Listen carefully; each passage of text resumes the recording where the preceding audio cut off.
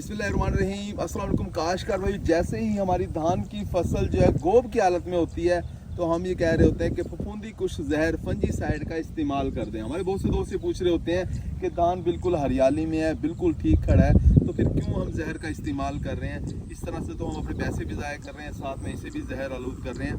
देखें भी धान की फसल के अंदर इस वक्त जब ये फसल गोब की हालत में होती है, उसके बाद फिर हम पानी जो है वो ज़्यादा लगा रहे होते हैं। उसके बाद जब सिट्टा निकल रहा होता है फिर भी हम कहते हैं पानी ज़्यादा लगाएं, तो इस वक्त बहुत सी फंगस वाली बीमारियां हमला कर देती हैं पौधे के ऊपर।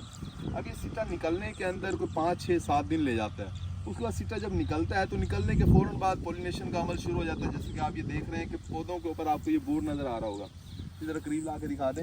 ये सिट्टों के ऊपर आपको ये बोर नज़र आ रहा होगा, इस तरह से बोर नज़र आता है। अब जो जो सिट्टे निकलते जाएंगे उसके ऊपर ये बोर नज़र आता जाएगा आपको, यानी फ़ौरन पॉलिनेशन का अमल इसके अंदर शुरू हो जाता है। 5-6 दिन सिट्टे निकलने में लग जाते हैं और 5 से 6 दिन तक जो है वो बोर आता है, यानी कि पॉलिनेशन का अमल होता है। तो ये 10, 12, 15 दिन ऐसे होते हैं कि हम खेत के अंदर जा नहीं सकते। हम काश्तकार को भी रोक रहे होते हैं कि अंदर ना जाएं। अगर आप जाएंगे तो पॉलिनेशन का अमल डिस्टर्ब होगा, खस पड़ जाएगी, दाने जो है वो खाली रह जाएंगे।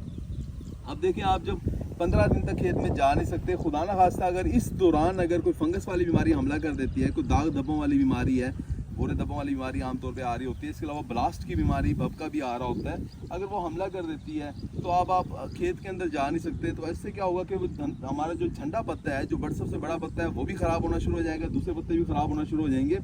और आप जानते हैं, हमने पहले भी आपको बताया था कि ये पत्तों के अंदर खुराक जमा होती है, पत्तों के अंदर खुराक तैयार होती है और फिर पत्तों के अंदर से सिट्टे में जा रही होती है। सिट्टे में दाने की भराई इन पत्तों की ज़रिए ही होती है। अगर आपके पत्ते हरियाली में होंगे, सेहतमंद होंगे, तो वो ज़्यादा से ज़्यादा खुराक देंगे सिट्टे को, सिट्टे में दाने की भराई बड़े अच्छे तरीके से मुकम्मल होगी। अब इस खेत के अंदर जो आप ये देख सकते हैं कि इस वक्त भूरे धब्बों वाली बीमारी का हमला हो गया है। ये ज़रा करीब ला के दिखा दें। इन पत्तों को अगर आप देखोगे तो ये आपको ये भूरे धब्बों वाली बीमारी नज़र आ रही होगी। अब ये देखें, ये हमारे झंडा पत्ते हैं, इन पौधों के झंडा पत्ते हैं जो कि ख़राब होना शुरू हो गए हैं। और ये देखें, ये अब ये साथ ही सिट्टा निकलना शुरू हुआ है और साथ ही ये बीमारी आपको ये इस तरीके से नज़र आ रही है।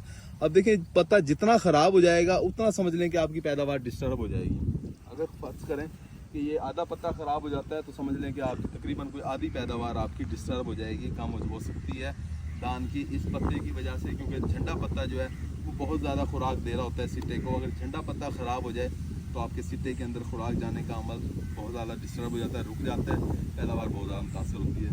तो आपको चाहिए किसी अच्छे फंजीसाइड का आप इस्तेमाल कर लें। फंजीसाइड की अगर बात की जाए तो कोई भी ऐसा जहर जिसके अंदर 2 फंजीसाइड का मिक्सचर हो, वो जहर इस्तेमाल करें। फंजीसाइड जैसा कि बायर कंपनी नेटिवो के नाम से दे रही होती है, जो कि ट्राइफ्लॉक्सीस्ट्रोबिन और टेबाकोनाजोल का मिक्सचर है, ये आप इस्तेमाल कर सकते हैं। सिंजेंटा कंपनी एमिस्टर टॉप के नाम से दे रही होती है, जो कि एजॉक्सिस्ट्रोबिन और डाइफेनाकोनाजोल का मिक्सचर है, ये भी आप इस्तेमाल कर सकते हैं। इसके अलावा भी मार्केट के अंदर बहुत से जहर मिल रहे होते हैं।